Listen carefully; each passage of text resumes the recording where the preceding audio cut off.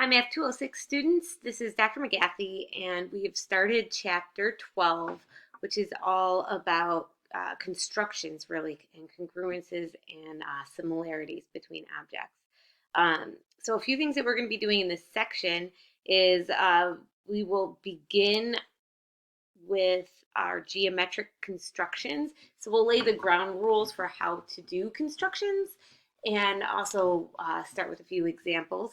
And these will be leading to side, side, side, side, angle, side, and hypotenuse laid construction or congruence properties. We'll also begin discussing isosceles triangle properties and learn how to construct altitudes and perpendicular bisectors and also circumscribe triangles and quadrilaterals, which means if you have a triangle or a quadrilateral, you can draw or construct a circle that just touches the vertices of those objects. All right, so let's get started. Congruence versus similarity. Two geometric objects are congruent if they have exactly the same shape and exactly the same size. So you see in this tiling here, this is from Escher, MC Escher. The fish in this tiling are all congruent fish. So it's exact same size, exact same shape. Also these birds here, exact same size and same shape. If you cut one of these out, you can place it directly over another object of the same type and it would fit perfectly. However, similarity, if you have two objects that are similar, they have exactly the same shape, but not necessarily the same size. So thinking about triangles here, what we'll see is this, like for example, this larger triangle is similar to any one of these smaller triangles because the side lengths here, the side length of each of the smaller triangles is exactly half the side length of the large triangle. And also the angles, in this case you've got 60-degree angles here because it's an equilateral triangle. That's the same as the angle measures in the larger triangle. So each of the smaller triangles have proportional side lengths and equal angles to the larger triangle. So this is the symbol that we use to say that two triangles or two shapes are similar. So similar shapes, so we use one tilde, have the same shape but not necessarily the same size, and congruent shapes, which we indicate with like an equal sign and a tilde on top. They have the same shape and the same size, so they just might be positioned differently. All right, so we say for segments, two segments or angles are congruent if and only if they have exactly the same measure. So what that means is if you have two segments, A, B, and CD, they're congruent if and only if their lengths are exactly the same. So here's a way I can actually show you that. Here's a segment that I'm drawing AB.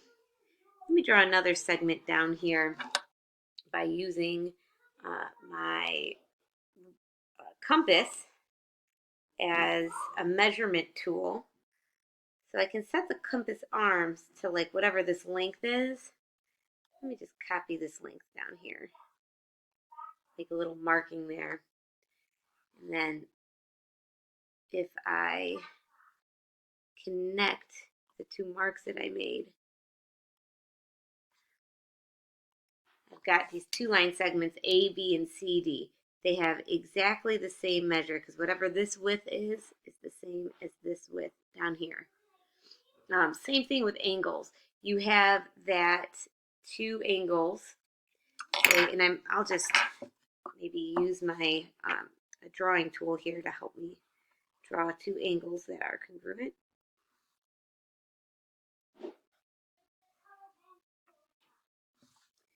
If this is angle ABC, and here you have angle DEF, these two angles are congruent if and only if their angle measures, whatever these are here, are exactly the same. So here's how we indicate that. If you have two lengths that are the same, you can use the same marking on that length to show that these are congruent segments. And same thing with angles. Just use it, whatever marking you use on one angle, use on the other. So for example, if I put 2 little tick marks there, I'd put 2 tick marks here to show that they're similar, or to show that they're congruent. Same thing here with these angles. You could either use a little curve like that, or maybe a curve with a tick mark in it to show whatever the marking is here is the same as the marking there. All right, so let's get started with some constructions. Here's the basic idea for doing geometric constructions. If you're given 2 points, there's a unique straight line that can be drawn connecting the points, as well as a unique segment connecting those points. So all you need for drawing a line or a segment is 2 points. Also, a circle can be drawn if you know what its center and radius is. So that's what we use, why we use this compass.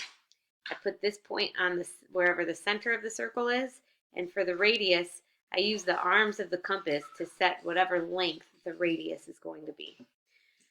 All right, and also, any number of points can be chosen on a given line, segment, or circle. So if you have a segment, you can indicate a certain number of points there.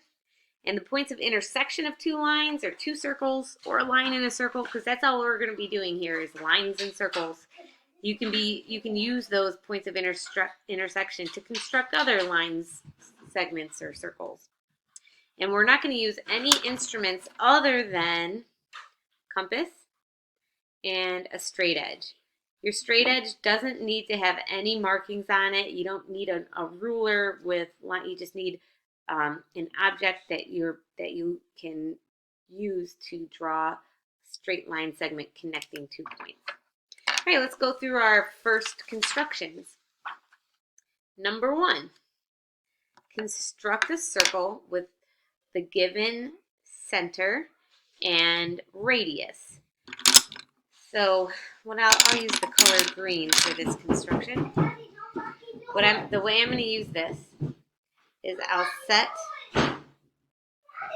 the point of the compass on the circle, or on the center to draw the circle. And then I also need to set the arms of the compass to whatever length, given length I have here. So set the one end of the compass at Q and the other end at P.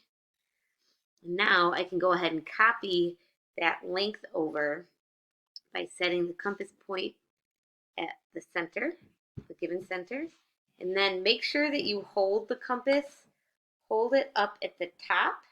You don't want to hold it like this, because then you might accidentally change the length of these arms here and not even realize it. So again, let me reset my arms, holding it up here only, and then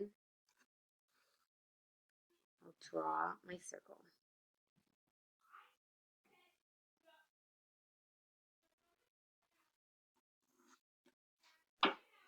Also, if you find that your compass is slipping, you can also move the paper around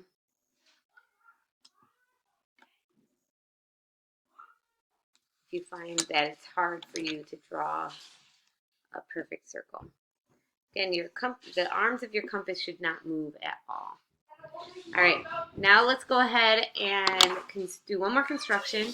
We'll construct a line segment on top of a line. So what we're asked to do here is to copy this segment AB onto the given line L. So what I'll do is I will pick 2 points, or I pick 1 point for A. Doesn't matter where I put A, but wherever I put A, that'll be my starting point to find the end point B.